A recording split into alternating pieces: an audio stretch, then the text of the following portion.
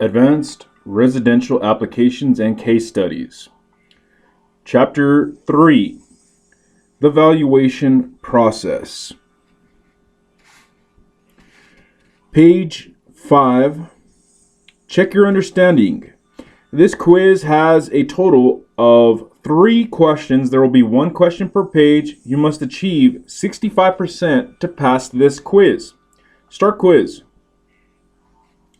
Number 1.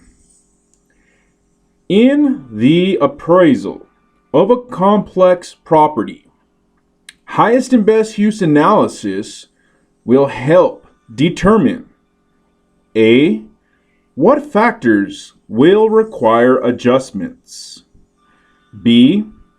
Which properties will be used as comparables? C. Which approaches will be used? Or D. All of these? I'm going to go D. All of these. Number 2. With regard to effective age and remaining life, what must an appraiser avoid? A. Basing the value opinion on the effective age. B. Making the remaining life less than the proposed loan term. C. Making an unsupported assumption or premise. Or D. Using comparable sales with different effective ages. I'm going to go C. Making an unsupported assumption or premise. And lastly, number 3. The test criteria for highest and best use include all of the following except A. Maximally productive. B. Financially feasible. C. Physically possible. Or D. USPAP compliant. I'm going to go D. USPAP compliant. Assessment completed. Finish. You passed. You got 100%. So remember, number 1, in the appraisal of a complex property, highest and best use analysis will help determine, you said all of these, in regards to what factors will require adjustments, which properties will be used as comparables, and which approaches will be used. And that was correct. Number 2, with regard to effective age and remaining life, what must an appraiser avoid? You said making an unsupported assumption or premise, and that was correct. And lastly, number 3, the test criteria for highest and best use include all of the following except, you said USPAP compliant, and that was correct. Good job. Continue. Page 6, legally permissible. Appraising residential real estate means that much of the time, your highest and best use analysis is relatively simple. This is due to the fact that in many communities and neighborhoods, zoning officials and/or developers have already limited the number of potential uses for any given property. In an urban neighborhood with an R1 single-family residential zoning status, there is only one legal highest and best use available for consideration: development to a single-family dwelling. Now, some particulars still may be up for consideration: size, bedrooms, design, etc. But the basic legally permissible highest and best use decision has been made for you. In a deed-restricted subdivision, even those particular features mentioned, such as size, bedrooms, design, are likely already determined and specified in the deed restrictions for the development. So, what happens when you arrive at the subject property, an apparently typical dwelling in a deed-restricted subdivision, only to find that inside, approximately 40% of the home has been converted for use as a beauty salon, or a commercial bakery, or a daycare facility? Almost certainly, this is a complex property, because even if the neighborhoods haven't made a fuss, the property is probably being used in a way that violates the neighborhood deed restrictions. For residential appraisers, an understanding of highest and best use is most important when a property is a non-conforming or an apparent illegal use. In those areas where there is no zoning and no deed restrictions, trust me, such places still exist. Then perhaps you can imagine working with a clean slate, so to speak.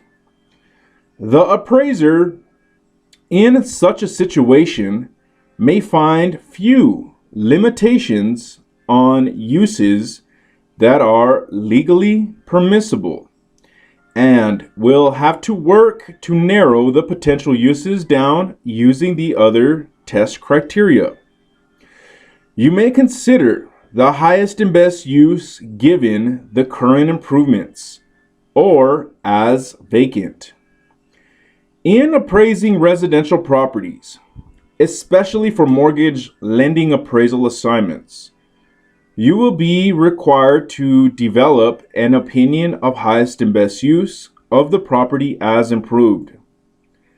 That is, considering the property in its current developed and improved condition. Generally speaking, there are two tiers to the highest and best use analysis. Number one, fairly simple and straightforward. Or number two, terribly frustrating for some reason or another. And speaking of terribly frustrating, here's a good one for you. One of my all-time favorites. Okay, not really.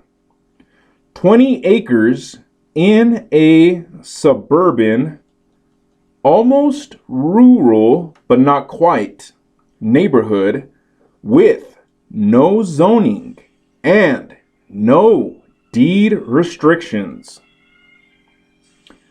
Original improvements include a hog slaughtering and sausage processing facility, renovations to the hog/sausage operation converted it to an open artist's studio, recently attached to and surrounding the original hog/sausage facility, now art studio, are 4 two-story apartments, a detached single-family home situated right next to the slaughterhouse/art studio/apartments, and finally, a new age retreat center surrounding all of the above, complete with energy pyramids and huge teepees. I'm not kidding. Hopefully, you will never be faced with such a market value assignment. But if you are, take very seriously your responsibility to develop an appropriate highest and best use analysis for the property with no help from zoning or deed restrictions and a haphazard, odd conglomeration of improvements and uses in place. The challenge is mind-boggling. By the way, in case you are wondering, I turned down the assignment and we will not, that's highlighted, be using this as one of our case studies. Sorry to disappoint you. Other legal issues that may be addressed in this area of highest and best use analysis are building codes, historic district controls, environmental regulations, long-term land lease. In performing this part of the analysis, you start with the land as vacant and determine what is allowed on the site by zoning regulations, codes, and deed restrictions. This test often eliminates many potential uses. For example, if a site is zoned for a single-family residential use, this is the only legal use. Any use other than residential use is eliminated by this first test. With complex residential assignments, this first step often requires considerable time and attention. It is frequently necessary to discuss the zoning of the site with local zoning officials. With a non-conforming use, the highest and best use as though vacant will be different than the highest and best use as improved. If the existing use does not conform to current zoning, the client, particularly a mortgage lender, will want to know if the improvements can be rebuilt after a fire or other natural disaster. Here are a few examples of where you should do an in-depth analysis of the legal permissibility of the existing improvements. Number 1, a single-family home is located on a much larger site than is typical. This could be a situation where the land could be subdivided and the excess land, that's highlighted, sold off. Number 2, the subject is a duplex located on a lot now zoned for a single-family residence. This is a non-conforming over improvement. Number 3, the home has been converted to a care home for the elderly. The permissibility of this use must be confirmed. Care should be taken in appraising this property as a single-family residence.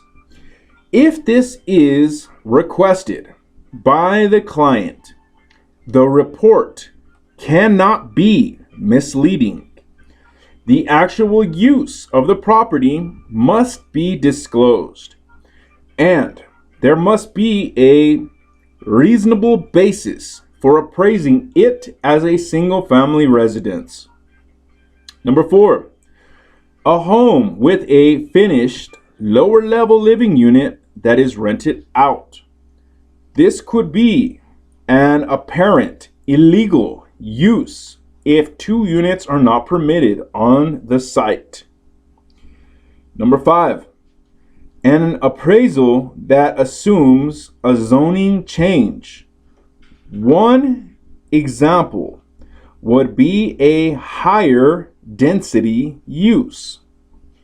4 units on a site that is zoned for single-family use. The appraiser must determine if a reasonable probability exists that a zoning change would be permitted. Number 6, it is discovered the subject home encroaches on the neighboring lot. Research into the impact of this encroachment must be completed. End of page.